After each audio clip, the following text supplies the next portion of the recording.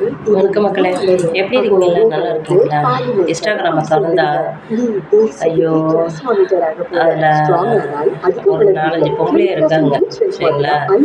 எஸ்போ எஸ்போ எஸ்போன்னு போட்டு சொல்கிறாங்க.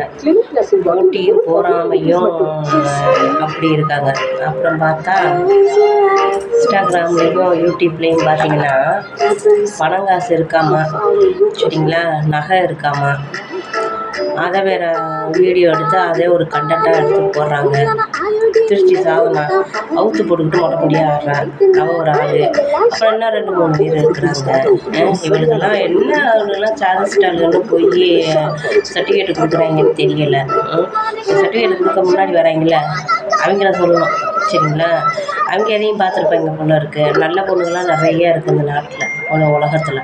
அவங்களுக்கெல்லாம் யாரும் முன்னே வர மாட்டாங்க. அதே மாதிரி இன்றைக்கி வந்து விஜய் அண்ணாவுக்கு வேறு பிறந்த நாளா. இதுக்கெல்லாம் பாருங்கள் காசு செலவு பண்ணுறாங்க. நம்மளை போல் ஏழைகள் வந்து ஒரு உதவின்னு சொல்லி நம்ம யூடியூப்ல பேசி அனுப்புனோம்னா அது யாரும் கண்ணு தெரியலை. ஆமாம், எத்தனையோ மக்கள்லாம் வந்து ஏழை மக்கள் இருக்காங்க. அவங்களுக்கெல்லாம் உதவி பண்ணால் அது செல்லுபடி ஆகாதா? அதாவது இந்த உலகத்தில் சோத்தை போட்டு எல்லாத்தையும் மயக்கி வச்சுருக்குறாங்க இந்த கட்சியில் உள்ளவங்க போகாமல், சரிங்களா? அதாவது விஜய் ரசிகர்களுக்கும் நான் அதை சொல்லிக்கிறேன், சரிங்களா? நானும் ஒரு விஜய் ரசிகர்னு ஆரம்பத்தில் சொல்லியிருக்கேன். ஆனால் இது அந்த அளவுக்குலாம் முட்டாளாக இருக்குங்கன்னு நினச்சி பார்க்கல. நல்லா அவங்க என்ன பண்ணுறாங்கன்னா, அவருக்கு பிறந்த நாளாம் சாப்பாடை, ஏன்னா சாப்பாடை போட்டு தானே எல்லோரும் கவுக்குறாங்க. இப்போ வேறு எதையும் போட்டு கவுக்கல, சாப்பாடை போட்டு கவுக்குறாங்க. ஏன்னா நம்ம உலகத்தில் வந்து சாப்பாடுன்னா மக்கள் வந்து நாக்கை தொங்க போட்டுட்டு எங்கே வேணாலும் போயிடுவாங்க சாப்பிட்றதுக்கு, சரிங்களா? நான் என்ன சொல்கிறேன், டிகே பிரபண்ணலாம் இருக்காங்க காரைக்குடியில். ஒரு கஷ்டப்படுறாங்க அப்படின்னா, ஒரு இதுன்னா அவர் என்ன பண்ணுறாரு, அந்த எனக்கு பிடிக்கும், அவரை பிடிக்கலன்னு சொல்ல, அவரும் வந்து அதுதான் பண்ணிகிட்டு இருக்காரு. அவர் வந்து பெரும்பாலும் வந்து சோத்தை போட்டு தான் கவுத்தது எல்லாரையும், சரிங்களா? ஆனால் இன்றைக்கி ஒரு ஆட்சிக்கு வந்திருக்காரு, ரைட்டு, நல்லா இருந்துட்டு போட்டோம், ஒன்றும் பிரச்சனை இல்லை. ஆனால் ஏழை மக்களுக்கு என்ன பண்ணியிருக்காங்க சொல்லுங்கள்? இப்போ நானும் ஒரு 5-6 வீடியோ போட்டுக்கிட்டு தான் இருக்கேன், தொடர்ந்து போகிறேன். மக்கள்லாம் பார்க்குறீங்க, பார்த்தாலும் வந்து எனக்கு யாராவது சப்போர்ட்டாக நீங்கள் சொல்கிறீங்களா? கிடையாது.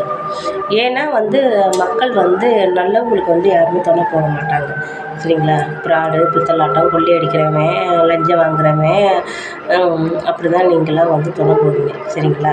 இப்போ இருக்கிற அதிகாரியும் சரி, மினிஸ்டரும் சரி, எல்லாருமே இன்றைக்கி ஊழல் வேலை தான் பார்த்துட்ருக்காங்க.